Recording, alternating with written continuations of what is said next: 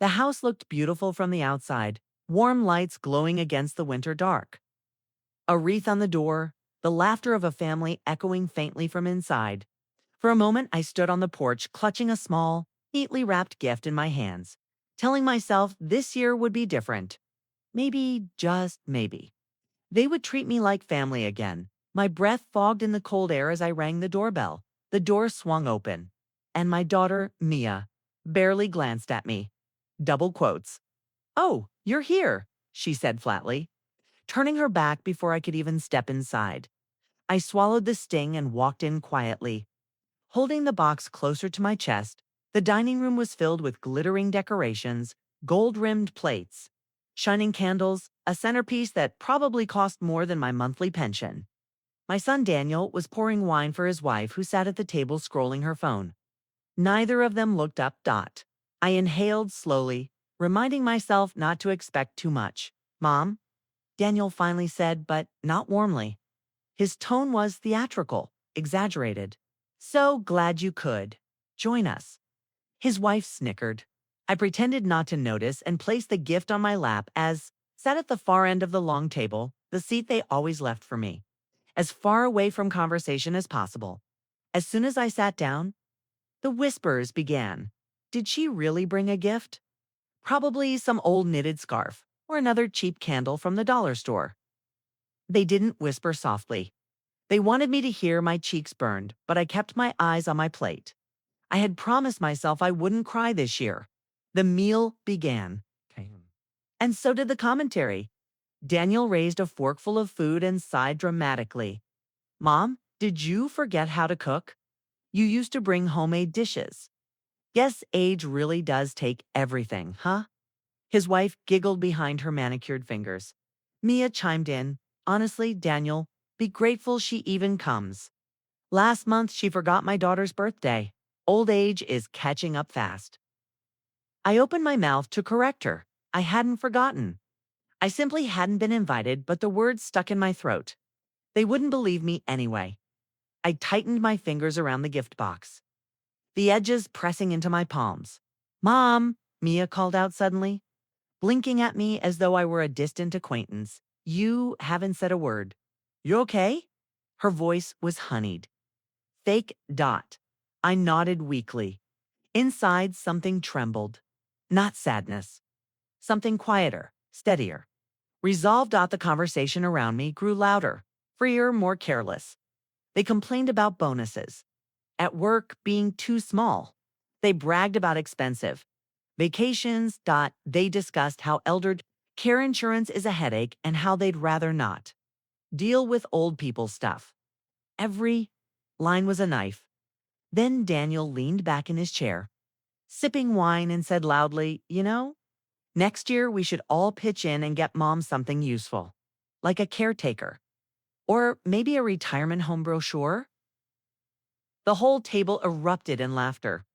Heat climbed up my neck. I stared at my plate as if it could save me. My daughter-in-law added with a smirk. "Or we could just ask her to sign the house over now. Then we can skip all the paperwork later." My heart stopped. Their laughter got louder, meaner, crueler.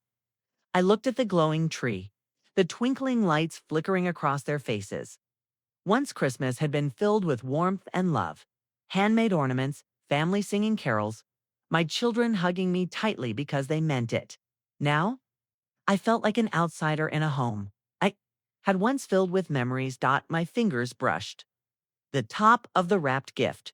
They didn't know what was inside.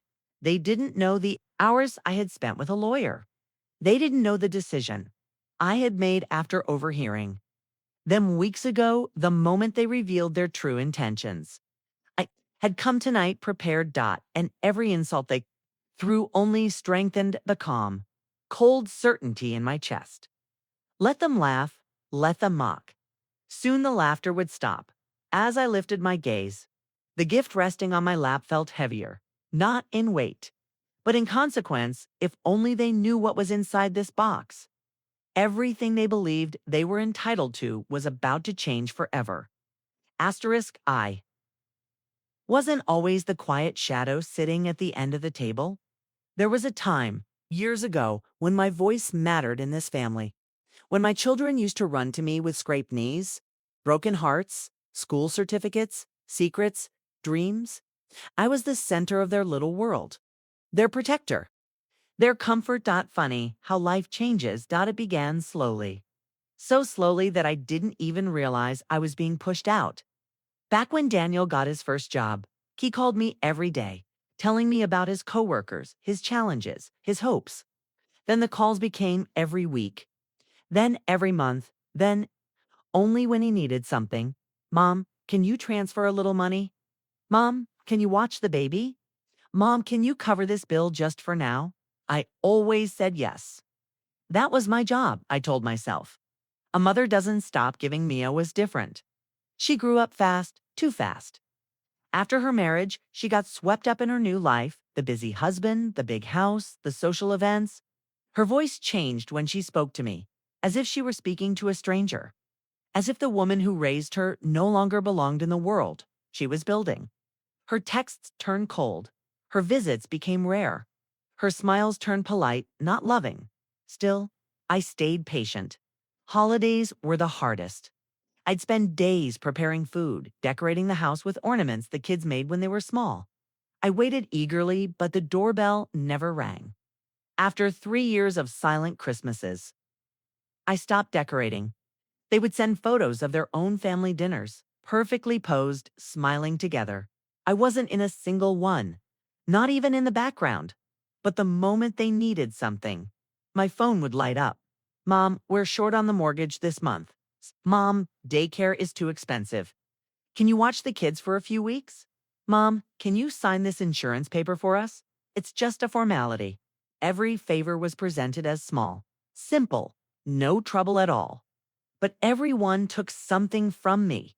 Time I didn't have, money I was saving for emergencies, energy I had less and less of. I kept giving because I told myself this phase would pass. I told myself, they still love me. They're just busy. Life is complicated. But the truth revealed itself in small details. The way they never asked how I was, the way they hung up the phone as soon as they got what they needed, the way they spoke. About me too, their spouses, like I was a task, not a person. The loneliness crept in quietly, first as a whisper, then as a presence in my home. Sitting across from me at the dinner table, walking beside me in the empty hallway, waiting on my sofa on holidays, I became the outsider without any dramatic event. No fight, no blow up, just fading. And I allowed it. I made myself smaller each year, hoping they would notice, hoping they would miss me. But the world kept turning, and they kept moving forward, upward, while I remained behind, holding memories like worn photographs. It wasn't until last Christmas, when I overheard a conversation I wasn't meant to hear, that I finally understood. I was no longer a mother to them, not a priority, not a comfort, not a support system. I was an obligation, a burden to be managed, a problem to be solved. And that realization, that painful clarity, is what led to the gift I prepared this year. The one now sitting quietly on my lap as they mock me at the Christmas table. They pushed me out of their world. But this time, I walked out willingly and I wasn't leaving empty-handed. Asterisk. People often say motherhood is a choice made once. But for me, it was a choice I made every single day for decades. After their father passed away, the world shifted beneath my feet. I went from being a wife with a partner to a single mother with two frightened children clinging to my hands. I still remember the night I sat on the kitchen floor, bills scattered around me, tears falling onto the ink because I didn't know how I would survive the next month, but I did. For them, I took double shifts at the hospital, my feet aching so badly some nights I could barely walk to the bus stop. I skipped lunch to save money, pretended I wasn't hungry when the kids asked why I wasn't eating. I patched their clothes instead of buying new ones. I learned to stretch every paycheck until it practically tore in half. And not once did I complain. Not once did I say, I'm tired. Not once did I let them see the fear sitting in my chest like a stone. Daniel loved soccer, so I worked extra hours to afford his cleats and team fees. I still remember washing his mud-covered uniform by hand at midnight, because the washing machine had broken again and a new one was simply not an option. Mia wanted piano lessons, so I pawned my wedding jewelry to pay for 3 months in advance. She never knew. I never told her. I wanted her to believe the world had room for her dreams. Birthdays were always special, even when money was tight.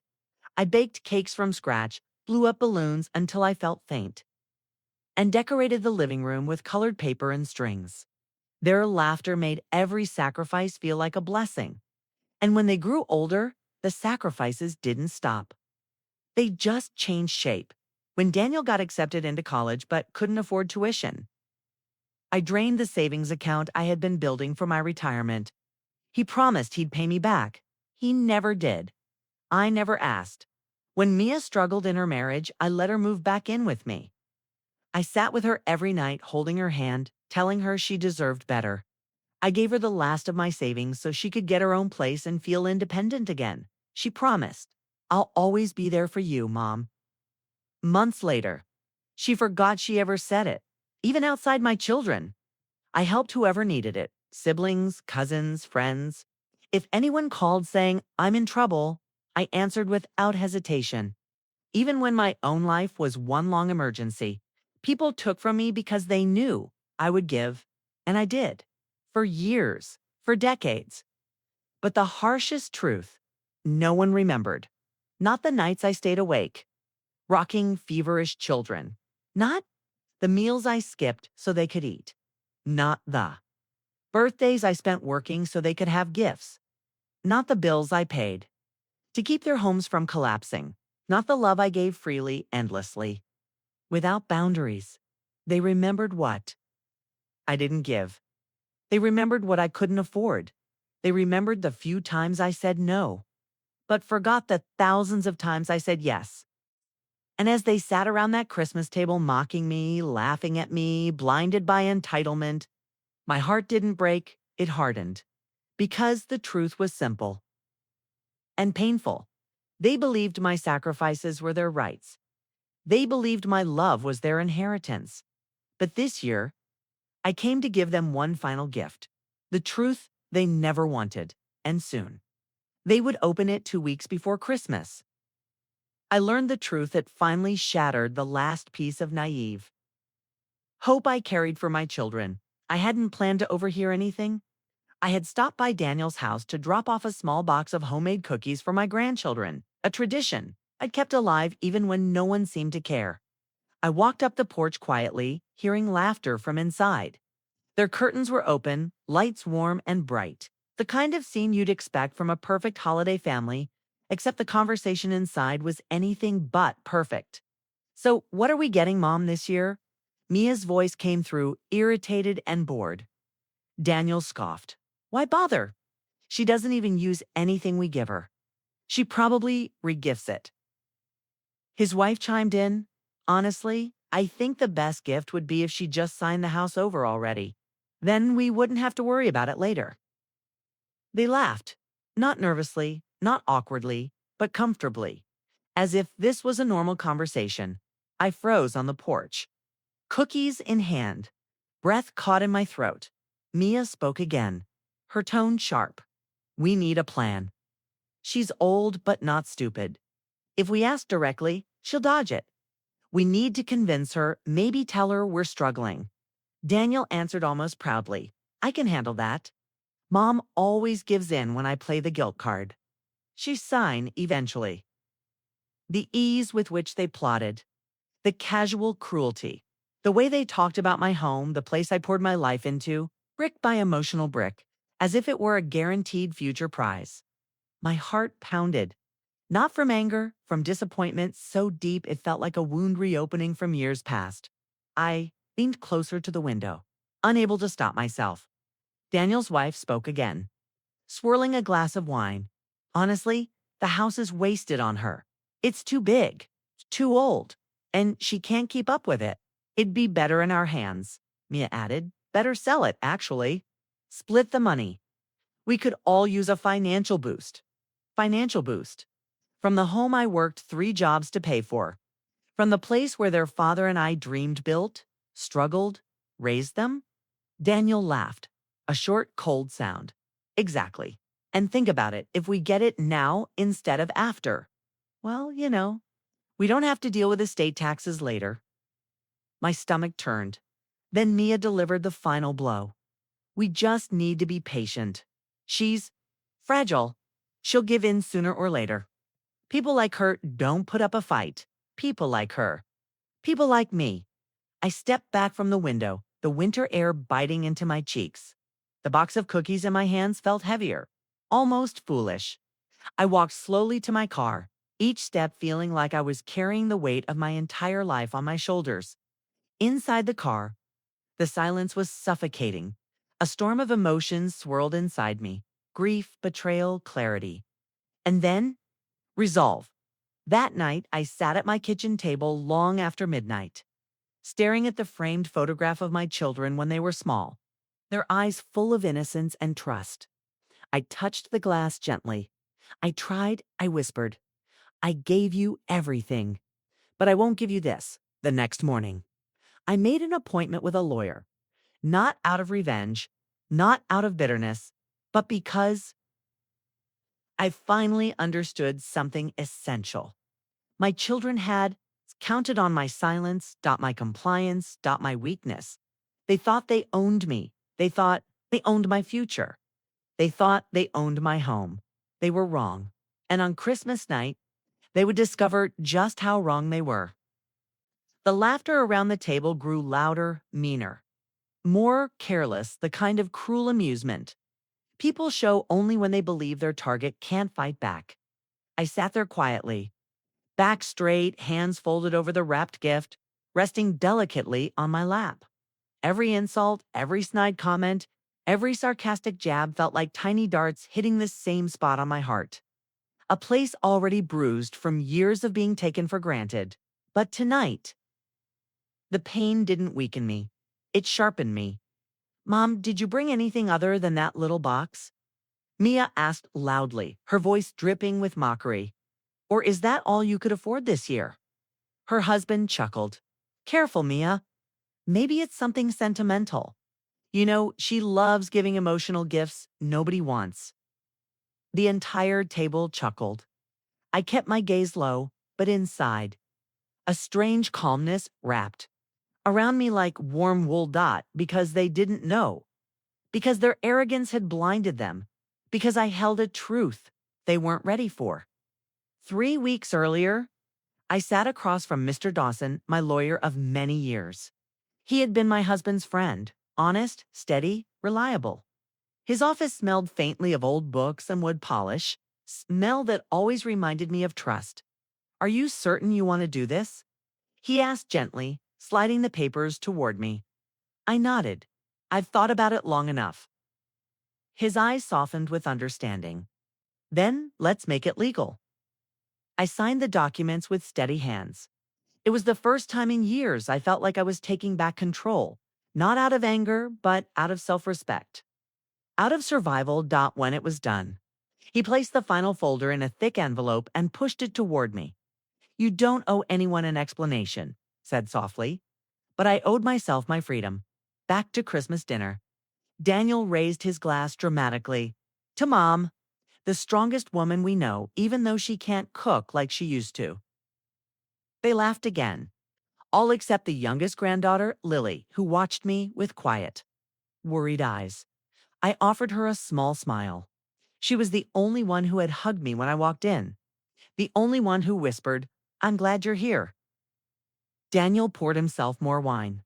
Anyway, Mom, we wanted to talk to you about the house. My grip tightened slightly on the gift box. Here it comes, he continued. We've been thinking. It's getting too big for you. It's too old. Too hard to maintain. And honestly, Mia added, swirling her fork through her mashed potatoes, it would make more sense financially if you transferred the deed now.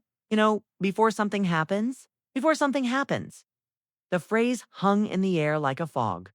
Not that we're rushing you, Daniel's wife said with a fake sweet smile. It's just practical. For everyone. I breathed in slowly, deeply. For a moment, I looked around the table, really looked. The faces of my children. The people I raised with love, sacrifice, and devotion. Now stared at me with hunger, entitlement, expectation. They didn't want me. They wanted what belonged to me. I sat up straighter, lifting my chin just a little. Thank you for your concern, I said softly. My voice calm to calm. They smirked at one another, thinking they had one dot, but inside the gift box on my lap was the answer they weren't prepared for. Lily leaned forward slightly, her eyes flicking toward the box. Grandma, what's that? Are you going to open it? Daniel answered for me, laughing. Probably some old photo album, his wife added. Or some knitted thing. You know how she loves handmade stuff? I slowly placed the box in the center of the table. Their eyes followed it with mild amusement, not curiosity. Not respect, actually, I said quietly. I brought something for all of you. The table went silent. Daniel raised a brow. For all of us. Yes, I replied calmly. One final gift. A faint tension rippled through the room. Even they could feel it. A shift. A warning, an undercurrent of something unfamiliar. I folded my hands neatly in my lap and gave a small, knowing smile. Go on, I said. Open it. They had no idea that in a matter of seconds, their laughter would die, that their smug expressions would crumble.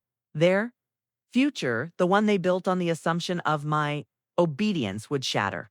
Let them mock. The real Christmas surprise had only just begun. The morning light barely touched the curtains when I woke up, not from rest, but from a cold heaviness sitting in my chest. On my house, once my sanctuary, now felt like a place I tiptoed through.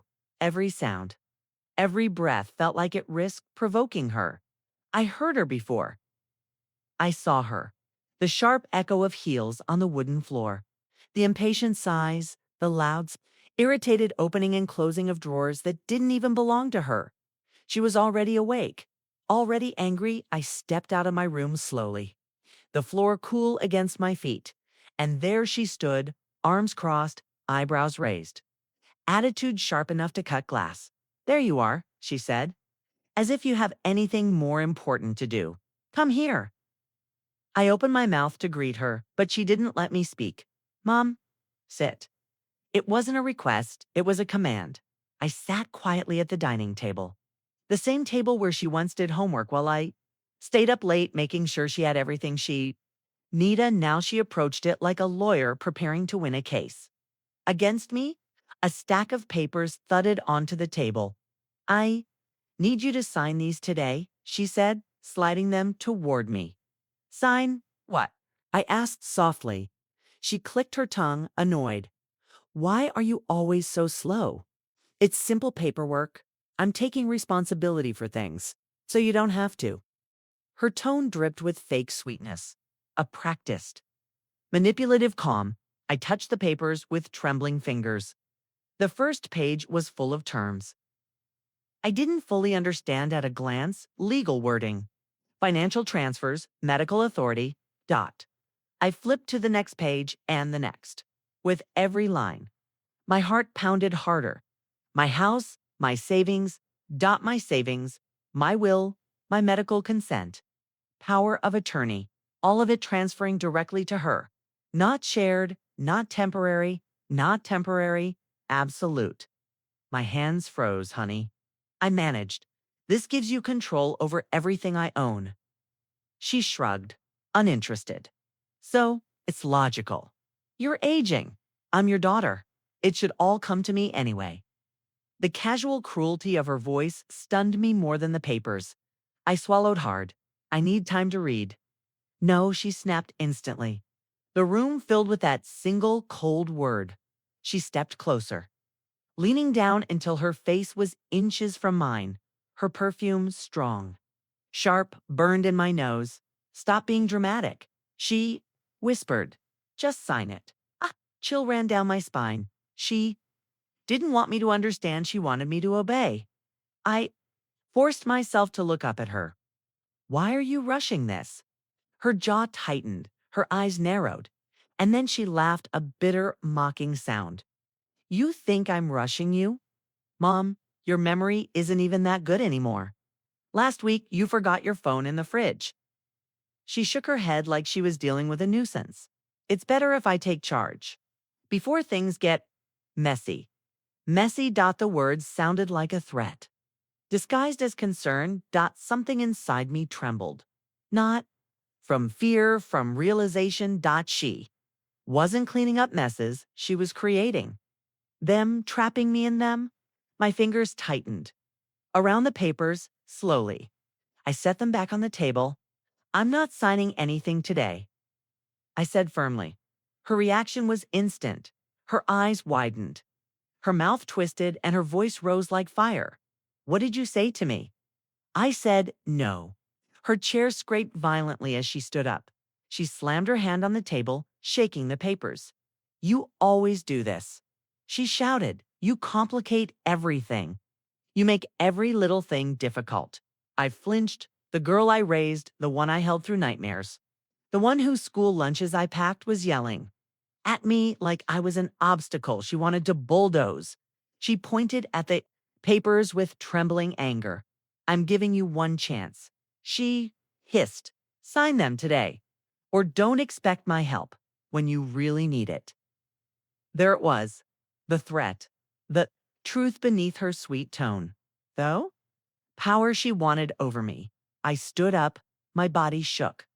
But my voice didn't. I will not sign anything until I understand what it is. And I will not be forced. Her face burned with fury. Unbelievable, she muttered. Absolutely unbelievable.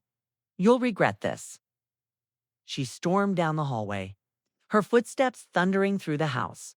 A door slammed so hard the walls vibrated. I stood alone in the silence. She left behind. My heart ached, my hands still trembled. But beneath the fear was something else, a quiet, rising strength, a voice inside me whispering, you are not wrong, you are not helpless, and you are not done. I looked at the papers one more time. She had set a trap, a legal one, an emotional one, a daughter-shaped one. But she had forgotten one thing. I may be quiet, I may be gentle, but I am not weak. Not anymore. Christmas night had arrived, but the house no longer felt festive. The tree glowed softly in the corner, lights flickering across the room. The scent of baked cookies and pine tried to mask the tension, but it couldn't. Not tonight. I carried the gift I had prepared all month. The one they believed was a meaningless box. The one they thought could never challenge them. They gathered around the dining table again, this time with caution in their eyes. Daniel, his smug grin faltering. Mia, fingers tightening around her napkin. The air of superiority cracking. Their wives, their partners, all watching. Uncertain now, I placed the gift in the center, slowly, deliberately. Open it, I said. Calmly, clearly, with a voice that had carried them through childhood, and yet had been ignored for years. The paper rustled as they lifted the top carefully, their eyes widened. Confusion. Shock. Then disbelief. The document spelled it all out. Legal ownership of the house and assets had been transferred, but not to them, to someone who had supported me, someone who had been present, someone who had seen my value. Daniel's hand trembled. Mia dropped her fork. They looked at each other, then back at me, as if the rules of the world had suddenly changed. You did what? Daniel's voice was raw, a mixture of fear and outrage. I smiled faintly. I did what I should have done years ago. I protected myself. I protected what is mine. I chose the people who truly care for me. Mia's face contorted in anger. You can't do this. It's ours. It was never yours, I said quietly. Not my love. Not my sacrifices. Not my home. Not my life. For the first time, the room fell silent. Not a laugh. Not a whisper. Only the sound of truth, heavy and undeniable. I looked at each of them in turn. Daniel, who had once begged for money, for attention, for guidance. Mia, who had promised she'd always be there. The others, who had laughed at me, mocked me, treated me like I was invisible. I raised you, I said. I gave you everything I had. And yet you thought my sacrifices were, you're right. You thought I was obligated to obey, to bend, to surrender. Tears glistened in my eyes, not of sorrow, but of release. I am not your obligation anymore. I am not your property. I am not your burden. Their voices rose in panic, but I didn't flinch. This was the moment I had waited for. The moment I reclaimed my voice, my power, my life. The gift I gave them tonight wasn't just papers, it was a lesson. A revelation. A mirror reflecting the faces of entitlement and greed they had carried for too long. I took a deep breath, feeling the weight lift from my chest. My decisions are my own now, I said firmly, and I will never allow anyone to take that from me again. They stared, speechless. Not a single argument could break the calm certainty radiating from me. For years, I had been silent, overlooked, underestimated. Tonight, my voice returned stronger than fear, stronger than mockery, stronger than betrayal. And in that silence, I finally felt free. The house was quiet after they left, not the painful quiet I had grown used to, but a peaceful one, a gentle, healing stillness. The Christmas lights still shimmered on the tree, casting soft reflections across the room. For the first time in years, I didn't feel like a shadow in my own home. I sat down in my favorite chair, the one by the window where I used to watch them play in the yard, the one where I stitched their first school uniforms, the one where I prayed they would grow into kind, grateful adults. But life doesn't always give us what we hope for. Sometimes it teaches us through heartbreak. I closed my eyes, breathing deeply. The weight that had lived in my chest for so long was gone. No more walking on eggshells. No more shrinking myself to avoid confrontation. No more allowing their entitlement to define my worth. Tonight, I had given them a gift they never expected. The truth, the consequences of their cruelty. The realization that love is not ownership, and family is not guaranteed by blood, but by behavior. As I reflected, my phone buzzed. A message from the person I entrusted my assets to, the one who had supported me quietly, without asking for anything in return, just checking on you. Hope you're resting. You did the right thing.